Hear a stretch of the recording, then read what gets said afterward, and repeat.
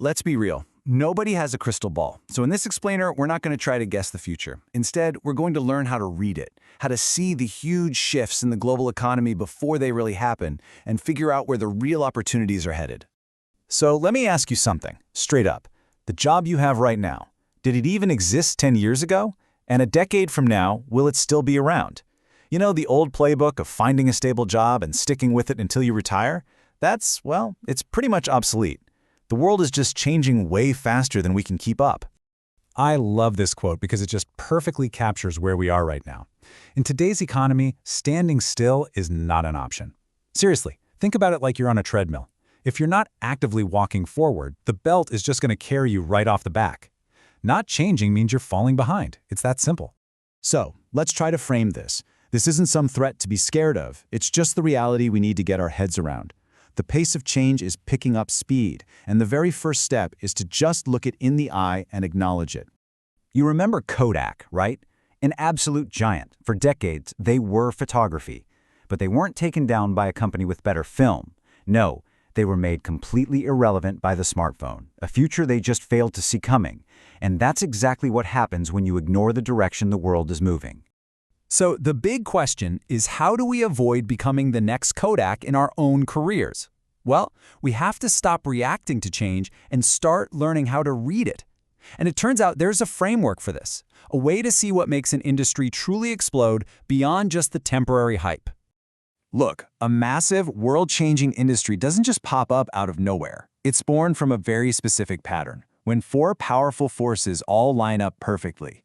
First, it has to solve a huge global problem. Second, it's got to be supercharged by new technology. Third, it needs a push from government policy. And finally, this is the big one. It has to be embraced by a fundamental shift in how we all live.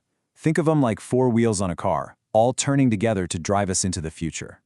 Okay, so let's put this framework to the test with a really clear example: renewable energy. Does it check all the boxes? Oh yeah, absolutely. The global need? Climate change, the energy crisis, check. The tech innovation? We've got way more efficient solar panels and batteries, check. Policy support? Subsidies and carbon taxes are popping up everywhere, check. And the shift in human behavior? People are demanding sustainable products, they're buying EVs, check. You see, when all four of these things align like this, an industry's growth is pretty much inevitable. All right, so now that we're armed with this framework, let's take a look at 5 industries that are hitting all 4 of these marks right now and are basically set up for some explosive growth. First up, the big one, artificial intelligence. But I want you to stop thinking of AI as just some cool tool. It's actually becoming the new central nervous system for the entire global economy. It's the brain behind the decisions in every single sector you can think of. And this points to a really fundamental shift in our economy. It used to be that power came from capital, right? Whoever had the most money, the biggest factories, they were in charge. But now, power comes from data. And that is exactly why the companies that can collect and understand data are becoming the most powerful on the planet. So this is opening up entirely new career paths. I mean, from the AI engineers building these incredibly complex systems to prompt engineers who are basically teaching us how to talk to them. But of course, it also comes with huge challenges, like dealing with bias in the data and algorithms and managing this massive transformation of jobs. The future really belongs to those who learn to work with AI. Next up, green tech. And look, this isn't just about saving the planet. This is a complete revolution in how we power our entire civilization. And it's born out of the necessity to solve one of the biggest crises humanity has ever faced. This is one of those rare sectors where idealism and capitalism just merge perfectly. You can actually build a hugely profitable career while making a real, tangible, positive impact. I mean, think about jobs like a green finance analyst who's helping direct billions of dollars towards sustainable projects, or the engineers designing systems to recycle all those EV batteries. Okay, our third industry, biotech, represents a monumental shift in healthcare. We're literally moving away from a model that treats you when you're sick to one that proactively keeps you healthy. And it's all being driven by biotechnology and our own personal data. So we've all heard the phrase, data is the new oil, right? But personal health data, that is the most precious resource of the 21st century.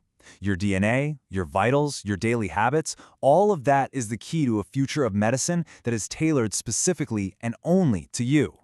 The potential here is it's mind-boggling. It's creating jobs for bioinformaticians who can translate raw genetic code into actual medical insights, and researchers who are exploring the science of longevity.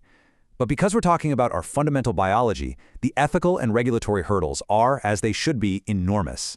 So, as pretty much everything, our lives, our businesses, even our governments, moves almost entirely online, what happens? Well, the digital plumbing that makes it all work, and the security guards that protect it all, they become one of the most critical industries in the entire world. And it's so important to understand this. Cybersecurity isn't just the defensive wall. It's the very foundation of trust in the digital world. Without it, the entire online economy, from your bank to your social media, would just crumble. It's a constant cat-and-mouse game against threats that are always evolving, which creates this huge demand for security engineers, building digital fortresses, and, get this, penetration testers, who are basically paid to find the weaknesses before the bad guys do. And finally, fintech. This is so much more than just digital payments. This is a revolution in the very idea of money, of value, and of trust. We're moving away from paper and big institutions to programmable, borderless code. Things like blockchain are fundamentally changing how we trust. Instead of having to rely on a central bank or some other institution, we can now rely on a transparent, verifiable system. This is creating these incredible opportunities for blockchain developers who are literally building this new financial infrastructure. But it also demands a much higher level of financial literacy from, well, all of us.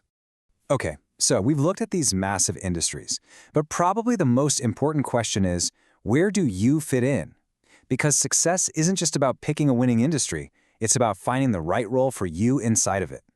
So how do you actually do that? Well, you can follow this simple 4-step framework.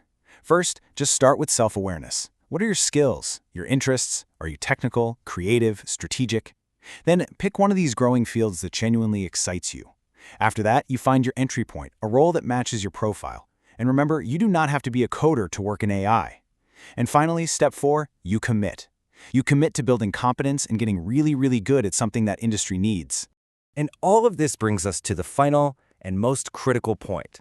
The goal here isn't to perfectly predict what's coming next. No, the real goal is to prepare yourself for whatever comes next. Because at the end of the day, the future won't be won by the smartest or the strongest. It'll be won by those who are the most adaptable.